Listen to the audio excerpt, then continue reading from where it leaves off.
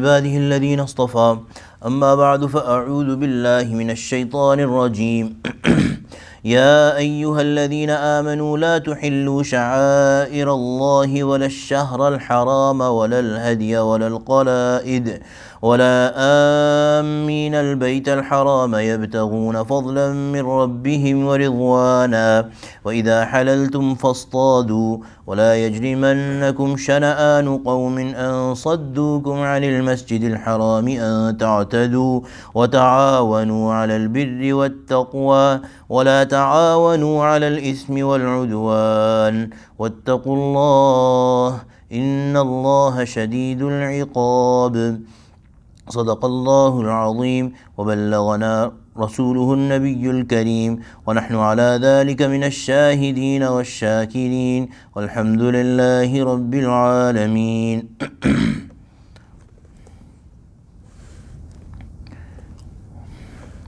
يا أيها الذين آمنوا, O those people who believed, لا تحلوا شعائر الله, do not violate the sanctity of, لا تحلوا شعائر الله, the marks of Allah, the special signs of Allah.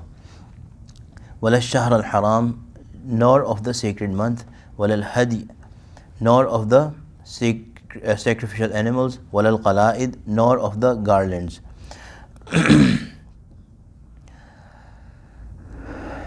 ولا آمين البيت الحرام يبتغون فضلا من ربهم ورضوانا,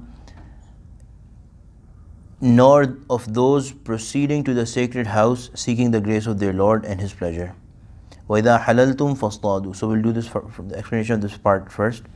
Allah subhanahu, this the background of this part of the ayah is, this ayah is that at the time of Hudaybiyah in the 6th year of Hijri, the Prophet ﷺ and the Sahaba, almost 1,000 of them, had made an intention for Umrah and traveled in Ihram towards Makkah. They were stopped at the point of Hudaybiyah, and a treaty was signed between Muslims and the Mushrikeen, and that was very severe, strict terms for Muslims, that they will turn away, they will open their Ihram without doing Umrah, and they will come back next year, and they can only stay in Makkah for 3 days, and they cannot bring any arms with them. They will only perform Umrah and quickly go back. So this was not the norm. The people who would want to come for Umrah at that time, even the Mushrikeen would respect them, whoever would want to come for Umrah and Hajj. Hajj was going on, although it was not going on in the right way. The Prophet ﷺ corrected the ways after Makkah was conquered, but this was going on, so this was a shock for Muslims.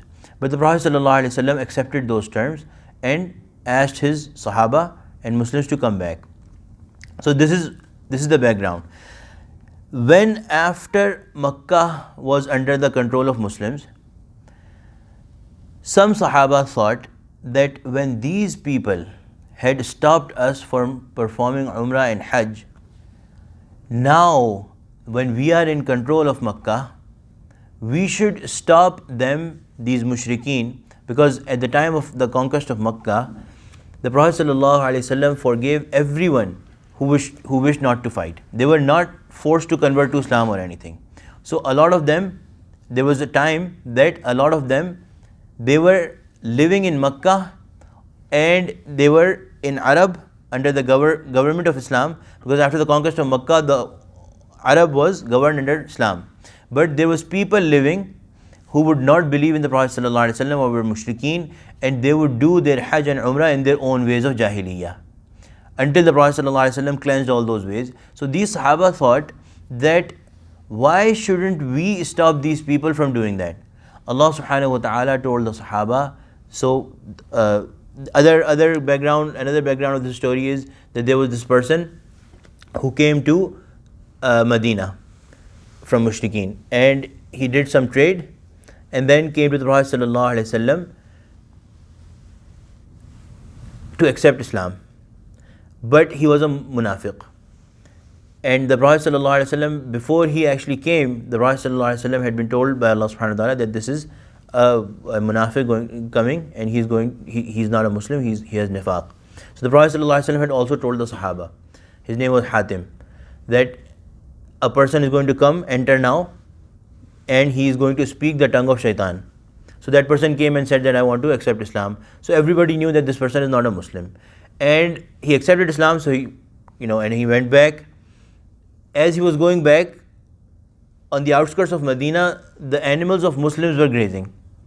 He also took those animals with him. And the Sahaba got news later, a little later, when they ran after him, they were not able to catch him. He had gone far away. So this person, as Muslims were going for after the conquest of Makkah, as Muslims were going for Hajjatul Wida, they saw that same person reciting takbir loudly and heading towards the Haram, the hudud of Haram, reciting takbir, and the sacrificial animals that he was taking with him were those animals that he had stole from Medina. So this is one background. Another background. So Allah subhanahu wa ta'ala is telling in this ayah that Sha'air Allah are the marks of Allah. The marks of Allah would mean the Khana Kaaba itself, the sacrificial animals, the days and years that Allah subhanahu wa ta'ala has made sacred. Similarly, Hazrat Mufassirin agree that Sha'air Allah also basically include all the commands of Allah and all the prohibitions set forth by Allah. So Allah subhanahu wa ta'ala is saying that do not violate the sanctity of these things. For example, beard, for example, siyam, for example, salah, all those things. Allah subhanahu wa ta'ala is saying do not violate the sanctity of these, and these do not consider them that these things you can violate. The sha'air of Allah, the marks of Allah, wala shahr al haram. Now there is some specific sha'air, specific marks that Allah subhanahu wa ta'ala is talking about. Ash-shahr al-haram, the sacred months.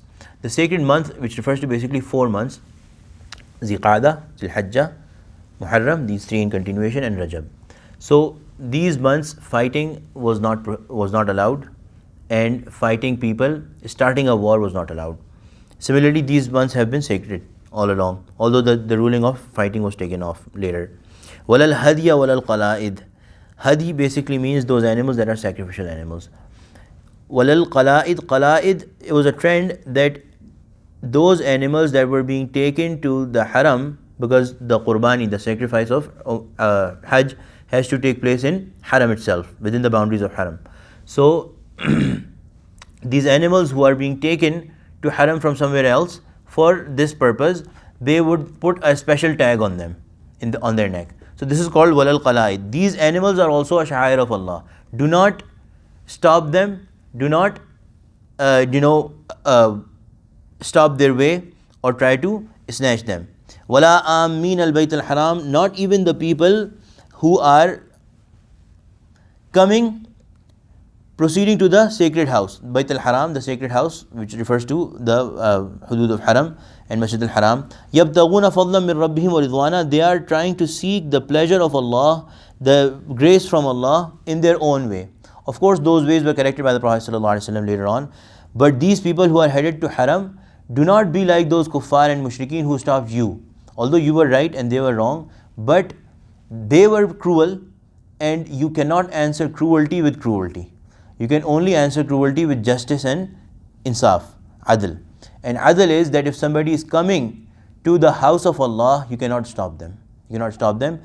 If they are claiming Islam and they are coming to the house of Allah, you will not stop them. Their ways will be corrected. So the Prophet ﷺ later on corrected the ways and showed us how Hajj and Umrah are performed, and all these impurities were cleansed. وَإِذَا حَلَلْتُمْ فَاصْطَادُوا.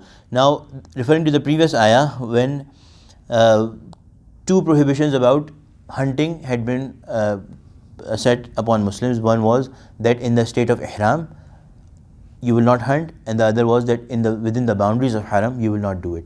So إِذَا حَلَلْتُمْ فَاصْطَادُوا. When you are out of the state of ihram, when you have opened the ihram after completing your umrah and hajj, فَاصْطَادُوا, you may hunt. وَلَا يَجْرِمَنَّكُمْ شَنَآنُ قَوْمٍ أَنْ صَدُّوكُمْ عَنِ الْمَسْجِدِ الْحَرَامِ أَنْ تَعْتَدُوا. Malice against a people for their having prevented you from Masjid al-Haram should not cause you to cross the limit. So referring to Hudaybiyah, the time of the story of Hudaybiyah, the cruelty that they did, you should not do the same to them. وَتَعَاوَنُوا عَلَى الْبِرِّ وَالتَّقْوَى. Help each other in righteousness and piety. So help these people also who do not know the right ways. If they want to come, tell them the right ways. And also this is a general ruling that ta'awun, or helping each other, cooperation with each other is encouraged in Islam. And if you look at it, all the system of the world is based on this. Hazrat Mufassirin have done a discussion here that it is ta'awun with each other, it is cooperation with each other, based on which the whole system of the world is based on that. So whatever we need, we spend some money, and the efforts of so many people is in the background. We, through their cooperation, we can get this.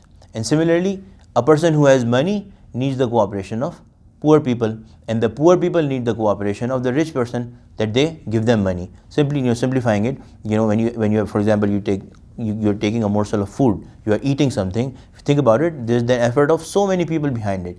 They cooperated with you, and you are cooperating with them with your money and your wealth. So all of the system of the world is based on cooperation with each other, and Allah subhanahu wa ta'ala has encouraged it. Ta'awanu 'alal birri wat taqwa. You have to cooperate only in bir and taqwa, goodness and fear of Allah subhanahu wa ta'ala. وَلَا تَعَاوَنُوا عَلَى الْإِثْمِ وَالْعُدْوَانِ. Do not cooperate, do not help each other against the command of Allah subhanahu wa ta'ala, in disobedience to Allah subhanahu wa ta'ala. وَاتَّقُوا اللَّهَ, and fear Allah. إِنَّ اللَّهَ شَدِيدُ الْعِقَابِ. Allah is severe at punishment. So all of these things, these prohibitions, you should be prohibited from them, from doing these things, because of the fear of Allah subhanahu wa ta'ala, and that should be the reality. And in another place, Allah subhanahu wa ta'ala has said that this becomes easy, these things become easy. Staying away from the things forbidden by Allah subhanahu wa ta'ala becomes easy if you have taqwa in your heart. So work on having taqwa in your heart. Alhamdulillahi Rabbil Alameen.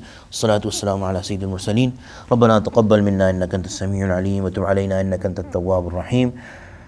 اللهم اجعلنا من أهل القرآن الذي أهلك وخاصتك. صلى الله تعالى على خير خلقه سيدنا ومولانا محمد وعلى آله وصحبه أجمعين. آمين برحمتك يا أرحم الراحمين.